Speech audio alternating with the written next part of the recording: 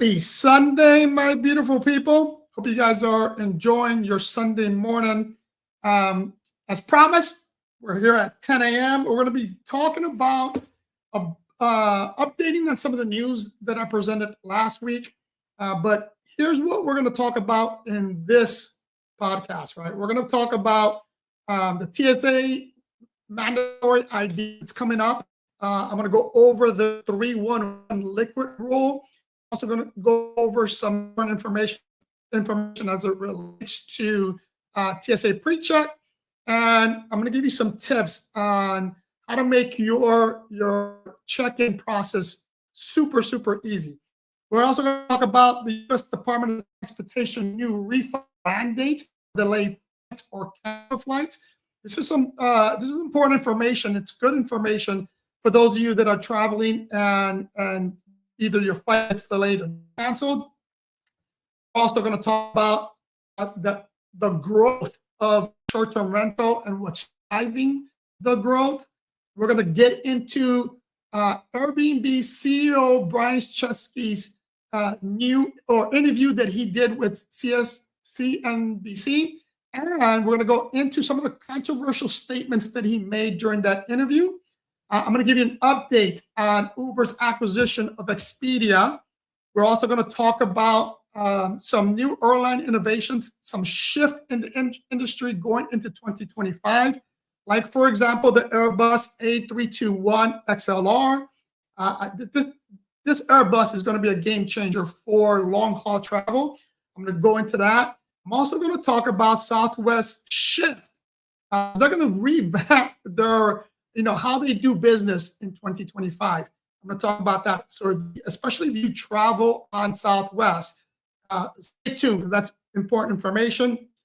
I'm also going to go into Voyages new and returning incentives. So if you ever considered going on a cruise, specifically an adults-only cruise on Virgin Voyages, then stay tuned for that, because I got some good information for you. And then we're going to close out with our business news, some of the stuff that's going on in my business. So without further ado, let's talk about TSA. So for those of you that have traveled, or those of you that don't travel often, here's some of the stuff that's going to come up in 2025. And I want to remind you guys, and one is very important, which is what's an acceptable ID for TSA, right? If you're not aware, TSA is going to mandate May of 2025 that everyone flying have what they refer to as a real ID. So if you look at your driver's license, I'm going to pull out mine real quick so you can see what I'm referring to. And each state's going to be a little different. But if you pull out your driver's license, so this is my driver's license, and you see that little star there, that means that I have been verified, and this is classified as a real ID. So if you don't have that star in your driver's license and you plan on traveling in 2025, highly recommend that you go to DMV and get that. Or go to TSA's to see what and learn what that is, because I foresee there's going to be a lot of people, especially those that don't travel often, going to have issues when they try to travel, unless they're carrying their passport, because their passport is also part of the real ID.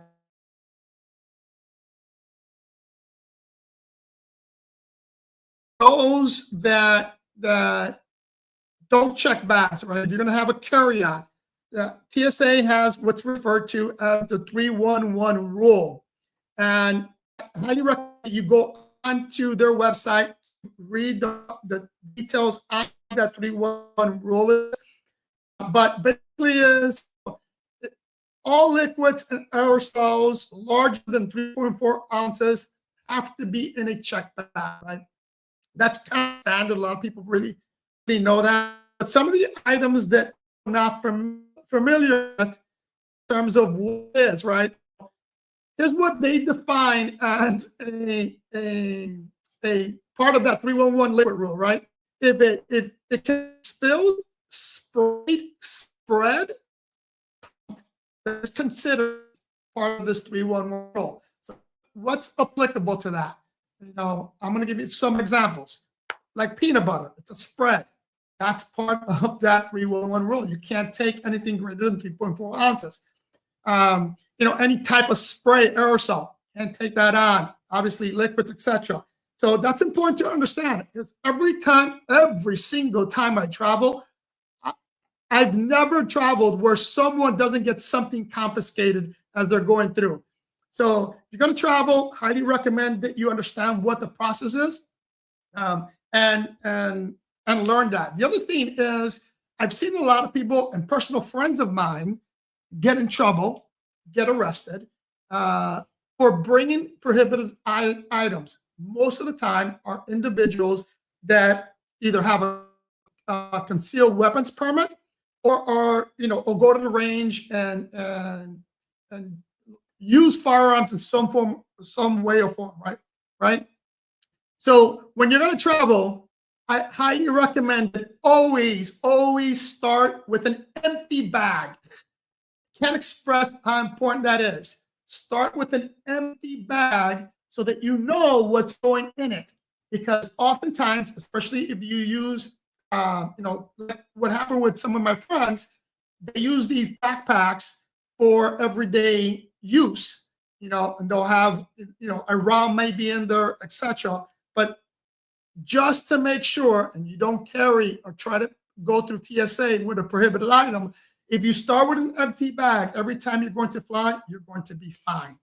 All right. Now, let me just also talk about, if you have any questions or any comments while I'm going through this, or any subject you want to talk about, just list them in the comments below, and I'll try to address them as we're going through here. And then those that are watching, thank you again for watching.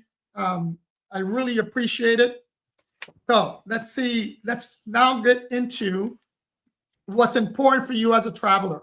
Now, if you've been traveling in the last couple of years, you probably have experienced some type of delay or cancellation of your flight. Ever since the pandemic, a lot of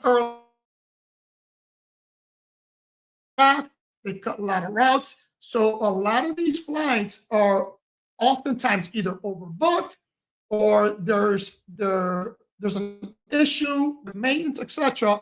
And delays have been super common.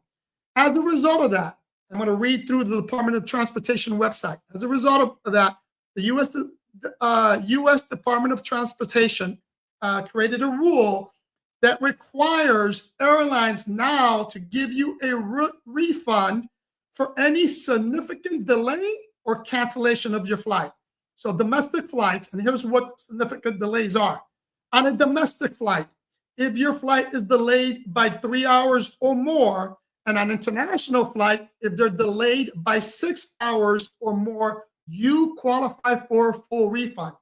In the past, airlines will tell you, it's weather related, or it's because an unexpected event happened, and they were refusing to give you refunds. And oftentimes,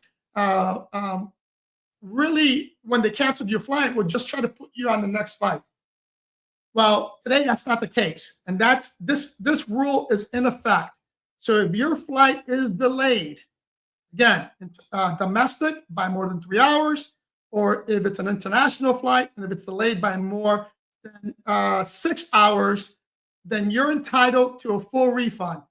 Now, airlines are going to always try to push a voucher.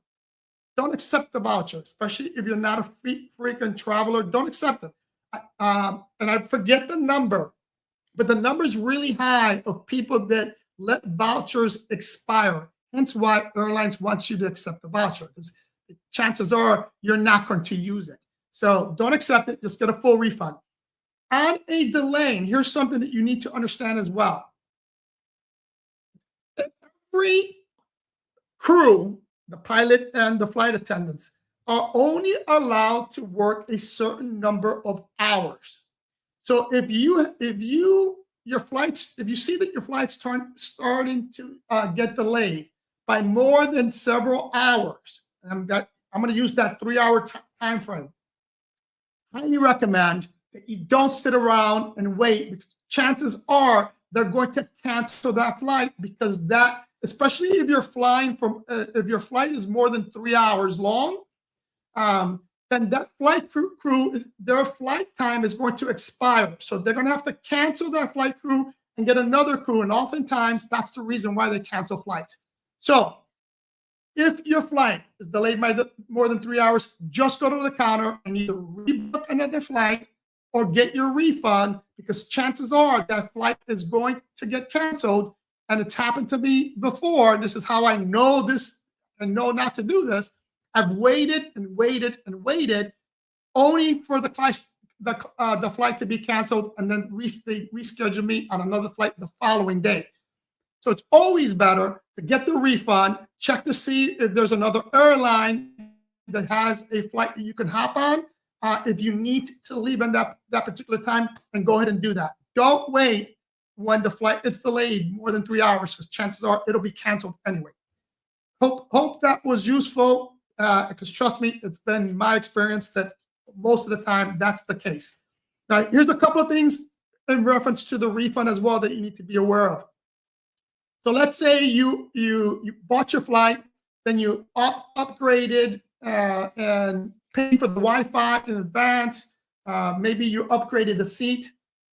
The refund applies to your entire ticket. So make sure that they don't just refund you the flight itself. It's for the entire cost of your ticket. There's another very important rule that you guys need to understand. May not apply to all of you guys, but I want to bring it up because this is brand new. And that is the medical and government travel exception. Now, I was hesitant on bringing this up because, listen, I know people, and people always want to get over on businesses, etc., and they're going to try to abuse this. But here's what it is. Passengers will be entitled to get an airline credit, not a refund, but an airline credit for at least 5 years from the date it was issued if you had to cancel your flight because of a medical diagnosis. It only applies, and I'm going to tell you what it's stated here. If you were diagnosed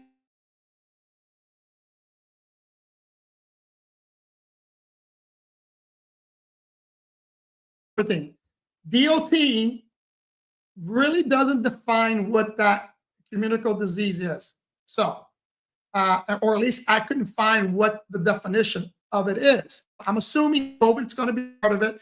If you get some serious respiratory infection that is communicable, anything that you can pass on, I'll get my doctor's note and then just apply for your voucher. Again, it's not a refund. It's a voucher.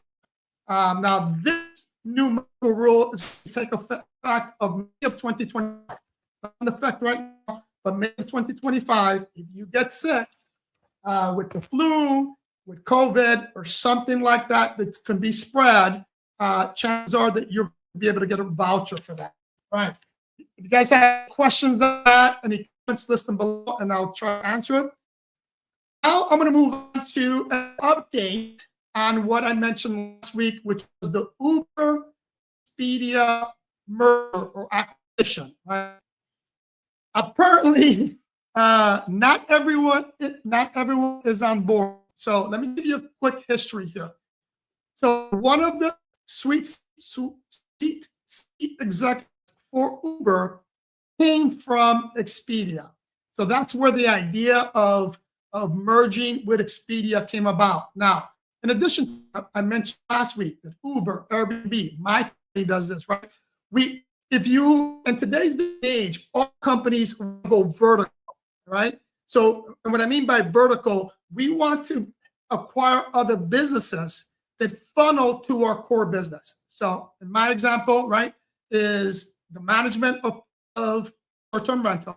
Then within that, we have the travel agency, we have the landscaping company, the pest control company, the cleaning company, all funnel to our core business, right? So Uber wants to do the same. Uber now wants to be a one-stop shop. So this is one of the reasons why they're looking at Expedia. But Expedia, particularly Barry Diller, who is the Expedia's group chairman and senior executive, he's not too keen on the idea. In fact, I'm going to quote some of the stuff he mentioned in a recent interview. This just came out, right? He stated that a Uber Expedia merger makes sense as an industry combination, but added it's not going to happen, right? And apparently there is some beef, some conflict with the executive that left Expedia to go to Uber. So there's some friction there, and Barry Diller, I think, is taking it personal. Now, this is me reading between the lines, and maybe comment if you agree or not. Here are some of his comments, right? He said, Expedia Uber deal won't take place because I don't want it to happen. He went on to say, I have enough voting shares that I probably can't get anything done, but I can definitely stop from something being done, right? So those couple of statements that he just made leads me to believe there's definitely some friction. He likes the idea, but not with Uber. He's probably going to look for somebody else to do that. Now, in response to that, two recent Uber officials stated organic growth, not acquisition, is the priority for Uber. So that was kind of interesting. Okay, now let's get into an update from Airbnb. I talked about how I talked about the winter release in last week's STR news, but I want to dive deep into this today because Brian Chesky recently had an interview with CNBC. Now, let me share, or Lorena, go ahead and share the video. Oh, actually, let me do it. I'm going to share this. Let me do it. Let's go over this video because he said some very interesting things here, some controversial things in this interview, and I want to go ahead and address some of the stuff that he talked about. So let me share this. Let's go over this video.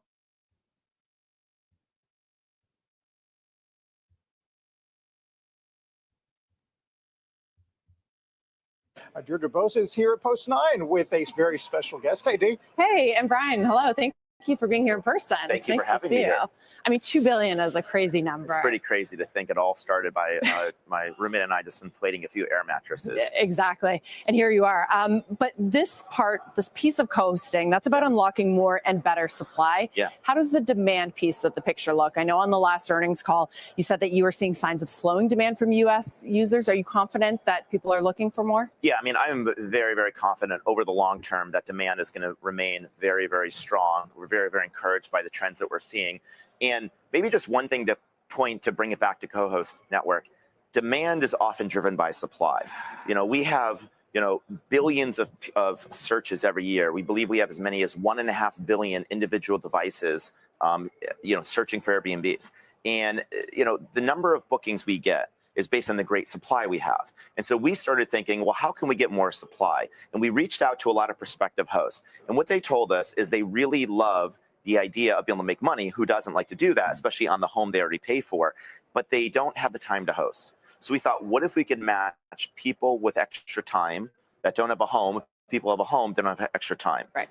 And that's what the co-host network is. It's 10,000. All right, I'm going to stop it there because this is extremely, for me, extremely interesting on what he just mentioned, right? So let me give you a couple of stats and some of the stuff that kind of contradicts what he just talked about, right? Give me one quick second. I'm going to give you some stats, and it's interesting, right? First of all, let's talk about demand, right? He admits that demand for short-term or Airbnb has slowed down, and it has slowed down, but the problem is he is comparing the numbers, and a lot of people do, comparing the numbers to post-pandemic numbers, right? Which is 2021 and 2022, which saw an explosion in the short-term rental industry. Now, let me see if I find these numbers. So here's what the other thing he says: he wants more supply because he believes the demand is there. There's a specific type of supply he wants more of, because, so here's what's going on, right? Airbnb has over 8 million active listings, which is a 10% increase from the 2023 third quarter. Now, the big caveat here is that Airbnb has removed 300,000 listings, right? Now, he's saying on one hand that he wants more supply, but he's removing 300,000 listings. And I firmly believe that and the numbers really tell us. I mean, they just talked about the numbers, and he mentions how the numbers are slowing down. One of the reasons why he got rid of 300,000 listings was because these listings were not their best, right? They weren't managed properly. They had very low ratings. And so they're getting rid of these non-producing listings, meaning these listings that are not really making money. But in those listings, part of those 300 listings they're getting rid of are also listings for individuals that only use Airbnb like part-time. So for example, if you have a home and you only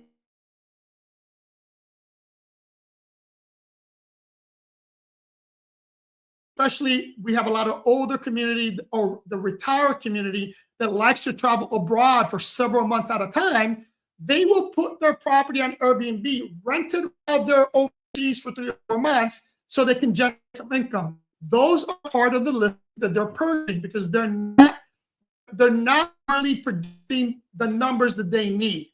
So yes, they want more listings, but they want higher quality listings, and they want listings that are going to be used full-time on the platform. That's very important, people, to reiterate and repeat that. They want more listings that are professionally managed, hence the co-hosting. I'm going to talk about that in a second. And they want listings that are going to be producing more money for them, right? It produces money for the person listing on the platform, but it also produces money for them. So that's a very distinct distinction as to what he's talking about. Next, in relations to the co-hosting aspect, I mentioned this on last week's STR news. They want a vertical. I talked about going vertical with an industry, right? The way of going vertical is being part of the management side of the house, right? And if you are part of their program, you're going to be doing work, but you're going to be paying Airbnb as well, right? So that's a key point. They want to go vertical by going into management business using co-host. So let's go back to the interview.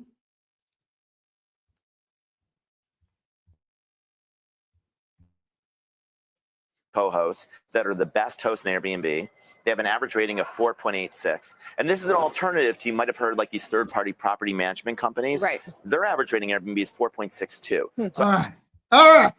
Because that one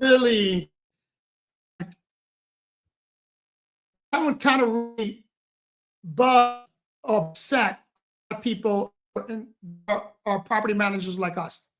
And what he just said is a little misleading. If you follow the channel, or if you are a short-term operator that's been in business for a long time and you've kept your account, I mean, you kept your original Airbnb account, it is impossible. It is virtually impossible if you've been in business for more than 5 years on Airbnb to keep that rating. Now, one of the reasons why, and they're study, the co-hosts that they're following, one of the reasons why they do have a higher rating than people with a large portfolio is because a lot of people that are co-hosting, right? They're co-hosting an individual account. it is much easier. And I've always said this, it's just like the superhost status. It is much easier to maintain a high rating when you only have one account on one listing on your account. You only have one property, right? But when you have hundreds of properties, it's almost impossible to maintain that rating that high. So what he just said, although true, is very misleading, because what he didn't mention is that professionally managed properties generate much more money than those that are not. So yeah, the rating may not be there, but again, it's because they kept their listings longer, which, and I'm going to take a side note here. If you follow my channel or if you're one of my clients, it's one of the reasons why I always recommend that as you grow, you create multiple accounts, right? Don't just keep one main account. You're going to keep multiple accounts to circumvent this particular issue. Anyway, any questions, again, list them below. Let's continue with the interview. So I think this is a really great alternative to have the best host take care of your guests in your home. Right, and a bit more of a personal touch versus very, the property very personal. management That's what we're really trying to go, yeah. So it's sort of this flywheel, right? And you said a few weeks ago that you've left the phase of perfecting the core, and you've alluded to a number of times this year, moving beyond that core. Yeah. Give us some hints. What would that look like? Yeah, we are entering a new phase. Now, we'll never be done perfecting our service. That'll be something I'll be doing forever. But before the pandemic, we were in hyper growth. Then we got to the pandemic and we had to right-size the business. We were a break-even company that now does over $4 billion in trailing 12-month free cash flow. We really wanted to make sure we listened to the customers. We made over 400 upgrades and improvements over the last 2 years. So starting next year, what people should expect is each year we will launch 2 or 3 new businesses that I think could eventually generate over $1 billion in revenue per year. And you'll see a couple big ideas next year. Is that still in travel? I mean, what does something look like beyond the core? I think that we're going to start with travel. Okay. And we're going to move over time, year after year, a little bit away from the core. I mean, Amazon's a great analogy. Amazon started with books. The first thing he did after books wasn't AWS. It was DVDs and CDs when people bought those. And then they moved to other parts of retail. And then they moved to like soft goods. And then eventually they moved to AWS. So starting with the core of travel and moving out. AWS is a good example. That's been a really high margin move away from the core. Do you expect these to be high margin businesses or more capital intensive? They're not going to be capital intensive, and they're all going to be probably a similar margin to the current business because we're probably going to have a pretty similar take rate. But, there's a lot of different categories we're looking at, and they're all going to have slightly different dynamics. Okay, let's move on to the election because. All right. Not what he just said there. I'm not going to continue a lot, and we're done with the interview. But very important thing that he just talked about, right? As I mentioned, they want to go vertical. Uber wants to go vertical. And I mentioned this in last. It's funny that he used the same analogy that I used, right? Which is the Amazon model. Every business today really wants to follow Jeff Bezos' model, which is going vertical as much as possible, right? So if you are a business owner, and again, but I caution this because a lot of people want to put the foot on the pedal and they want to go too quickly. Everyone should go vertical, but only after you have a well-established core business, right? Amazon did it, right? They were a very well-established business before they started to go vertical, right? And then they went vertical slowly. He talked about it. They didn't just jump in. They just slowly added new products, right? So same thing with us, right? I slowly started doing some acquisitions, right?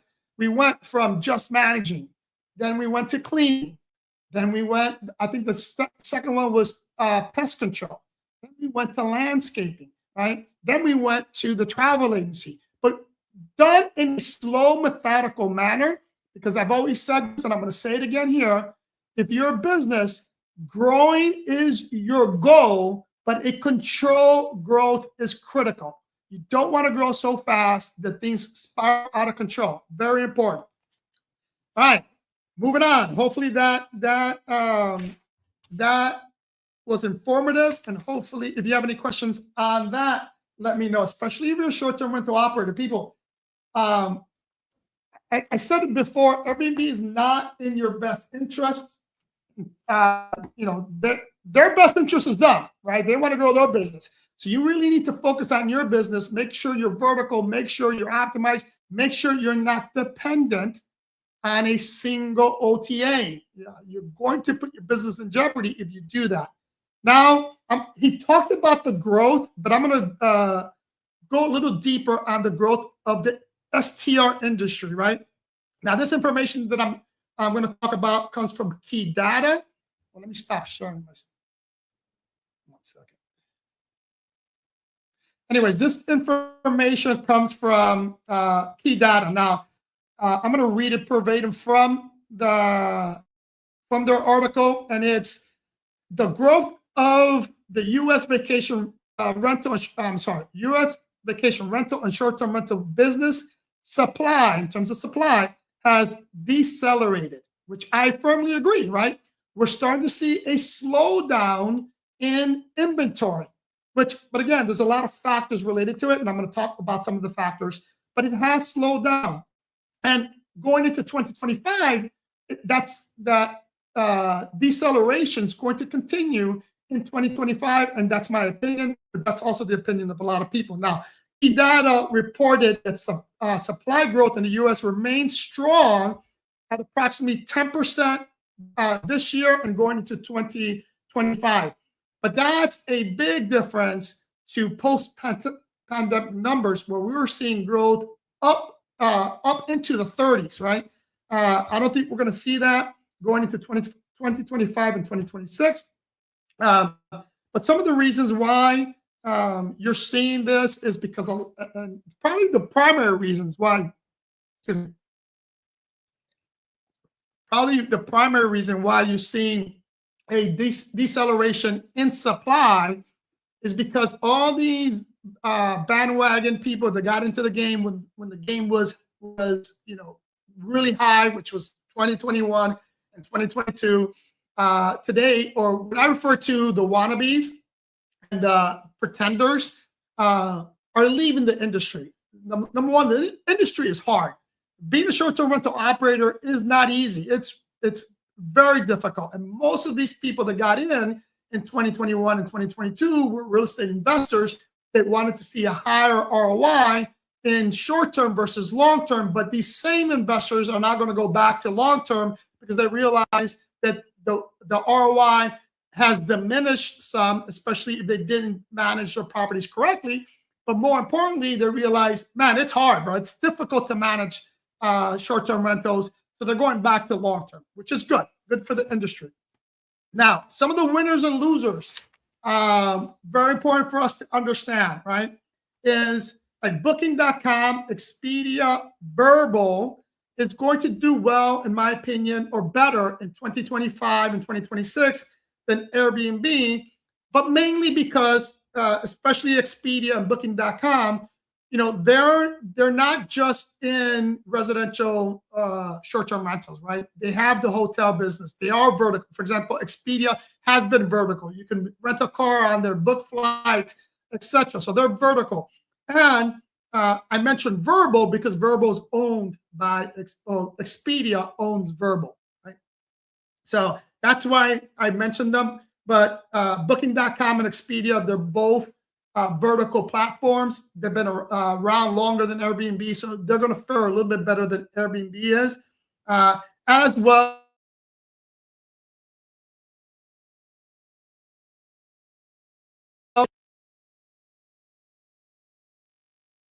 the pandemic, they're starting to recapture that. But more importantly, hotels are also realizing that they also need to shift their mindset. They also need to rethink some of those strategies, and they're doing that. Okay, moving on. Next thing I want to talk about is, we're going to get into the air industry because there's going to be a lot of changes, right? JetBlue is, 2 courts have already ruled against a partnership with JetBlue with 2 other airlines, American Airlines and Spirit, right? They squashed those mergers. But JetBlue is still trying to merge or create a partnership, not so much with Spirit anymore, but definitely with American Airlines. They're still trying to get into that, into some type of partnership with American Airlines. So don't be surprised that if in 2025 we see that actually happen, because one of the reasons why that didn't happen is because the Biden administration didn't want that to happen. There was a big push to prevent that. I don't see the Trump administration being as aggressive when they take office than the Biden administration were. So there's a slight possibility, although not super great, but there's still a higher probability that JetBlue definitely does something with either another airline, but more specifically with American Airlines in 2025. Okay, sticking with airlines. This was kind of a pet peeve of mine, and I'm glad airlines are hammering down on this. And I'm going to read right as to what it is. I don't know if you heard the term gate lice, like hair lice. There's a term in the airline industry called gate lice. And what it is whenever, when you're going to take a flight, whenever the gate attendant announces that the boarding process is going to start, you see, I don't know why, you see a bunch of people rushing to the gate. And what's happening when they do that, number one, it delays the boarding process because they get in the way. You got to bring the wheelchair people in. There's a hierarchy in boarding on airlines, and these people, they're called gate lice because they're trying to circumvent that priority for many reasons. But nonetheless, airlines are starting to hammer down on this. They're using a tech, now most of them are creating the biometric aspect of the board. And what they're currently doing is having gate agents walk up and down the line to see if you're boarding when you're supposed to board. So be mindful of that, right? Courtesy is important, people. If you're not supposed to board, don't board. Wait till your boarding platform. If you want to board early, then you're going to have to pay for that, right? Upgrade, do something. But here's the other interesting part. For example, American Airlines are starting to, if you attempt to board early, to announce it over the PA. You're early, you got, get back in the back of the line so everyone gets to see what you're doing. Now, here's the big one that I want to talk about because it really talks about the shift in mindset that I mentioned, not only with Airbnb, I mentioned with some of these other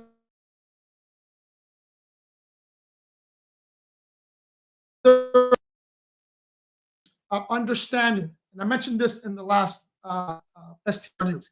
A lot of companies are understanding the importance of being customer focused. Now, let's talk in particular Southwest Airlines. In 2025, you're going to see a big difference in how they do business, right? So I'm going to read from them. As the business travel landscape evolves, travel managers face increasing pressure to deliver seamless experience and efficient solutions for their teams.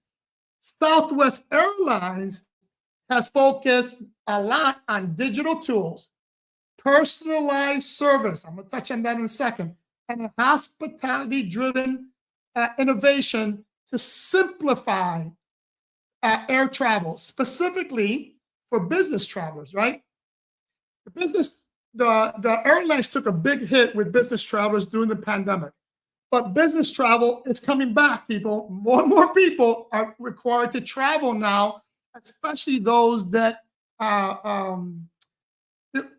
those that decided to move further away because their company allows them to work remote part-time, you're starting to see all these business travelers coming back.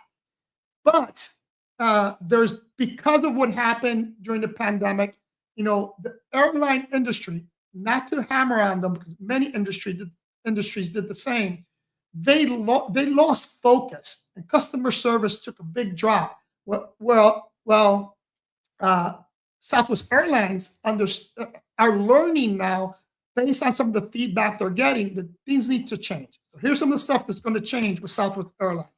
If you travel on Southwest Airlines, they have what's called open seating. You don't get an assigned seat. Well, that's changing. They're going to go back to a traditional model where you will get an assigned seat. They're also going to go back to a traditional model in which they're going to start creating more of even more space model for seats up front. Point being is that they're shifting their focus, and now in 2025, when you book a ticket on Southwest Airlines, you're going to know where you're going to sit, where you need to sit. It's going to be assigned seating, which is a big shift for them. And they're also going to be really, really focused on creating, for example, at Southwest Airlines, they're going to start adding the AC outlets for people to charge their phones or their laptops, etc. It's going to be a complete shift. So look out for that. They're definitely redefining what their business travel is going to look like, and they're starting from the ground up, and they're going to be focused on the hospitality side of the house. In addition, they talked about personalized. They're going to try to personalize this. Hence why, and then we talked about this last time. I'm going to remind you guys, Airbnb and a lot of OTAs are doing the same. When you log on to your Airbnb account, your Airbnb account is now going to be fully customized. Southwest Airlines is following that same model. When you go on there, it's going to be personalized for you. So if you're used to flying the same route, long gone are going to be the days in which you're going to have to start searching it. It's going to populate automatically. It's going to tell you, or it's going to try to preemptively populate some of the stuff that you normally do. It's a big shift in the industry. All right. Next, same big shift in the industry. We're going to talk about something that I think it's going to revolutionize the long haul, meaning long trips on airplanes. So, Lorena, go ahead and share the screen, and then play that first video from the 36 second all the way to the 125.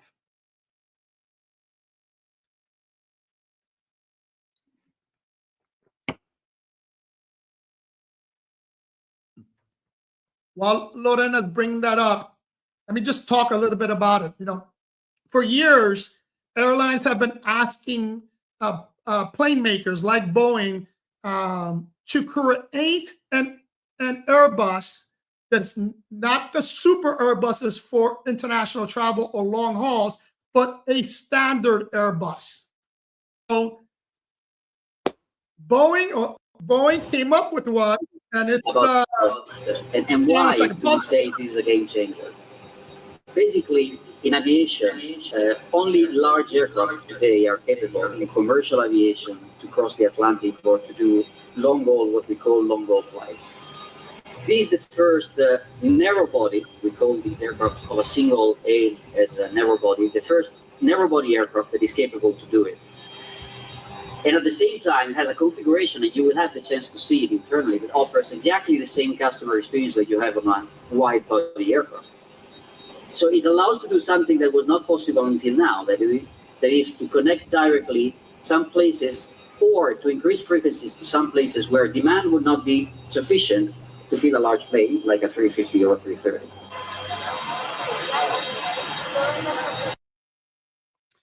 All right, guys. So Iberia is the first airline, and this their first flight already happened. It went from Madrid to Boston. So here's why this is important, people. If you're not aware, to travel international or especially long hauls that are, I believe the hours is 5 hours or more. It could be 6, but I think it's 5. Anything that is any flight that's longer than 5 hours, today you're gonna be flying on the big jumbo Airbuses, right? And you're only going to be going to high demand areas. Like I just mentioned, Madrid to Boston. These are high demand airports, usually are larger international airports. That's where these flights take place. But for years, the airline industry has been asking for a normal Airbus or the narrow body Airbus, the ones you normally see on domestic flights, to have the capability to fly international, to have the capability to fly longer and to fly into smaller airports. This is why this is big, people. So they came up with the A321XLR. You're going to see it on the inside. You're going to see what they did with this Airbus. I am really excited about it because now you're going to have the opportunity to fly long distance cheaper because there's going to be more routes. And he talked about it in that intro of the Airbus. It's going to give them the ability to create more routes or more frequencies on existing routes, but create new routes, go to smaller airports, destinations that in the past couldn't have international travel or long haul travel because the demand wasn't there to fill up a large Airbus to fly there. Now with these smaller Airbuses, they're hoping at least that they're going to be able to fill these airlines and make it profitable to fly to these smaller destinations. I, for one, am super excited about it because if you guys follow me, you know, one of my travel hacks is to fly into a specific location so where it's cheaper and then taking either a domestic flight or a train to someplace else. So for example, if I want to go to like Valencia, if I want to go to Sevilla, if I want to go to like recently I went to Rome, Paris, right? Want to go to those places, oftentimes it is more expensive for me to fly direct from, let's say, Miami to that specific area. It's more expensive. So I circumvent that by flying into larger hubs like Madrid, right? I can almost always find, you know, a business class ticket for at least $1,000 less flying into Madrid than anywhere else. And then I'm only going to be paying for like a train ride, you know, maybe less than 100 euros to get to my original destination. So that's the travel hack that I used to do.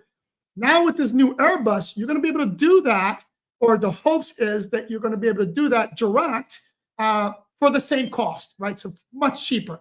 Very excited about that. So let me show you the inside of this Airbus. So Lorena, go ahead and play the remainder of the video.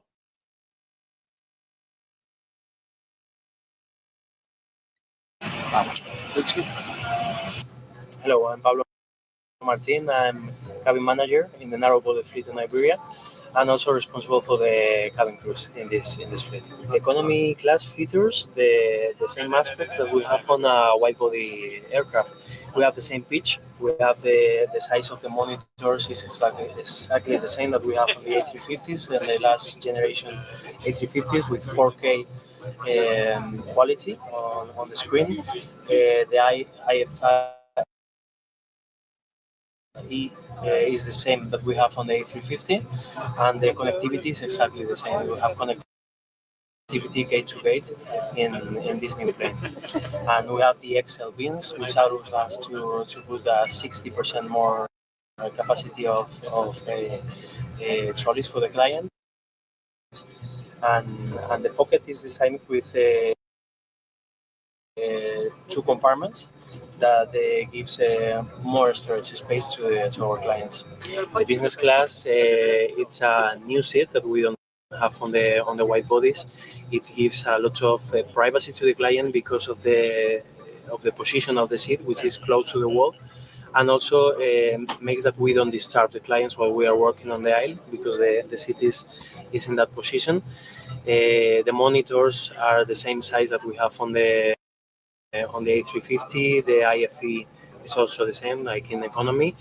We have a smooth lightening system in each seat that the client can control, so he can adapt it to his preferences. And obviously it is completely full flat seat. And also the connectivities, as in economy, is gate to gate. That's the main features of the seat in business class.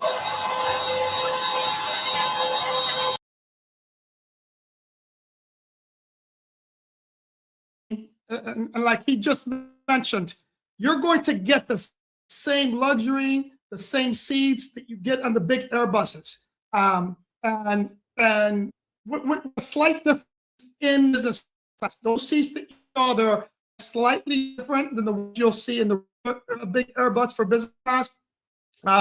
But people, this I can't express how excited. You saw their excitement. I'm super excited. I'm going to have a lot more opportunities, or you'll have also more opportunities to fly long-haul travel for less in the smaller planes versus the big Airbuses. And then this particular Airbus, according to their specs, is just as fast, uses less fuel. This is how they're able to do it. The fuel capacity was one of the limiting factors in flying for long distance, but Boeing did a phenomenal, supposedly, we'll find out in practice, did a better job in creating a more efficient engine, so the flights use less gas or less fuel, so they're able to travel longer distance. But the key here, man, we're gonna have the opportunity to fly longer distance to destinations that we couldn't in the past, where we would have to take multiple flights. Now we can fly direct, which makes it much easier, especially for me. I hate layovers. Too many issues, too many problems happen when you have a layover. But so flying direct is, for me, is very important, and I'm sure for a lot of travelers. Let me know if you think flying direct is important, and what do you think about this particular Airbus? Are you as excited as I am? Do you care? Don't care? Comment below. All right. The last thing I'm going to talk about today, before I get into our business, as we normally do, is Virgin Cruises. Now, let me show you this quick video first about what I'm about to talk about. Let me share my screen.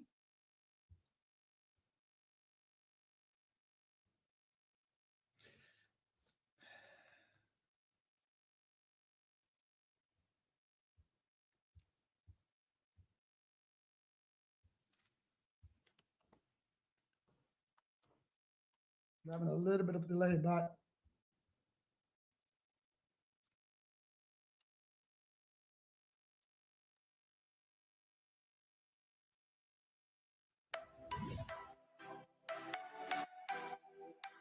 Sailing on Virgin Voyages is an escape from the ordinary, both ordinary life and ordinary vacations. Whether it's your first time at sea or you've cruised many times, when you step on board Virgin Voyages Scarlet Lady, you'll soon find a carefree, fun, and unique vacation experience. Virgin Voyages offers you a great vacation value with their included offerings. So your Wi-Fi, all restaurants, gratuities, group workouts, and non-alcoholic beverages are included in your cruise fare. Scarlet Lady is inspired by the most elegant and stunning yachts on the seas today. Return make it easy to see why Scarlet Lady was chosen as the best new cruise ship. Virgin Voyages is currently the only adults-only cruise line and has been designed with that in mind. From entertainment to cuisine. If you're looking for a trendy, fun-filled, inclusive vacation atmosphere, then this ship is for you. If you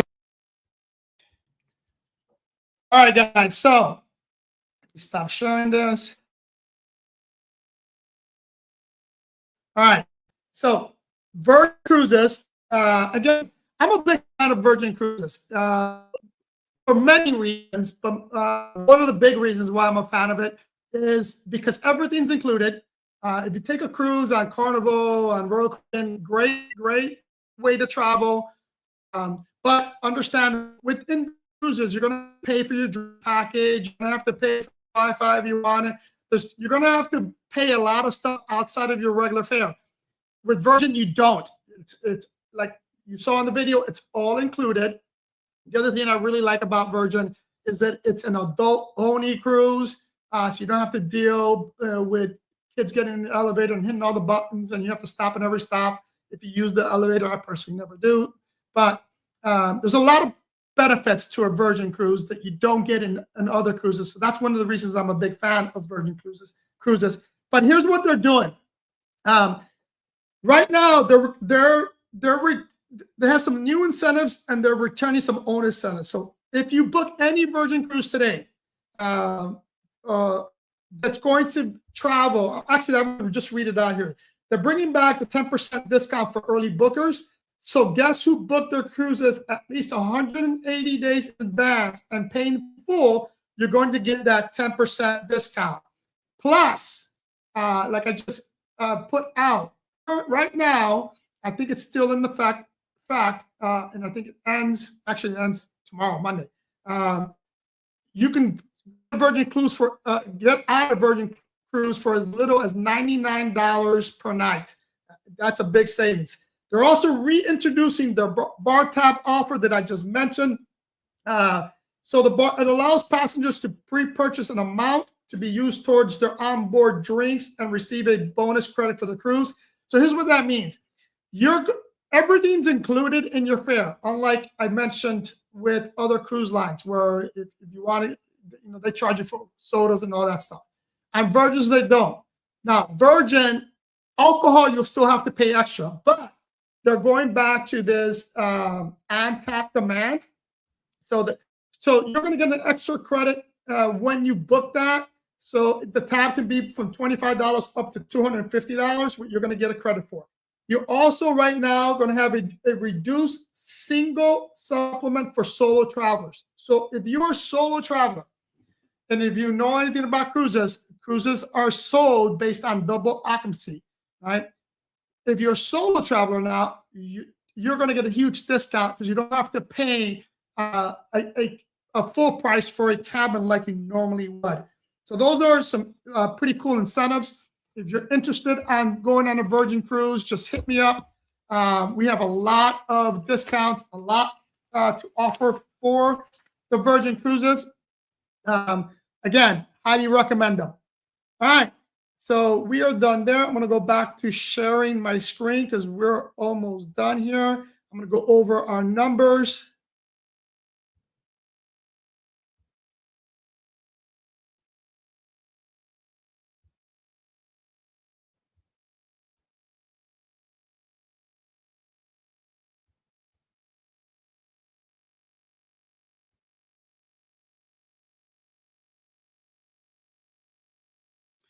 All right, so here are numbers for this week. We brought in $30,340, which is up by 1%. All of our markers, our KPIs are up with the exception of average daily rate. But this week we had 231 bookings. It's up by 1.8%. Our occupancy rate is at 63.44, up from last week by 4.8%. RevPAR is at 131. That is down by 1.6%.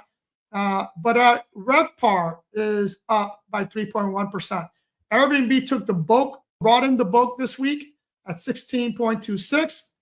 Booking is at 6.73. We're at 3.57. Verbal is at 3.4, and all others are $371.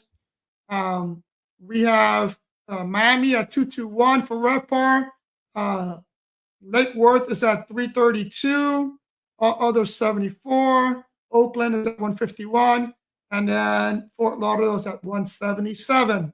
In terms of projects coming up, the holidays are coming up. I'm going to be going back to my vineyard. We're going to be doing some cool stuff there. We bought a drone because we're going to be creating a maze, which is going to be one of the amenities for our guests when we're up and running there. But the big reason why we're going up there is just we're going to be spending Thanksgiving up there, and we're going to be still clearing out all the mess that was created by the hurricane. Anyway, my beautiful people, hope you enjoyed this. If you haven't subscribed to the channel, subscribe. Follow me on Instagram. I'll see you next Sunday. Love you guys.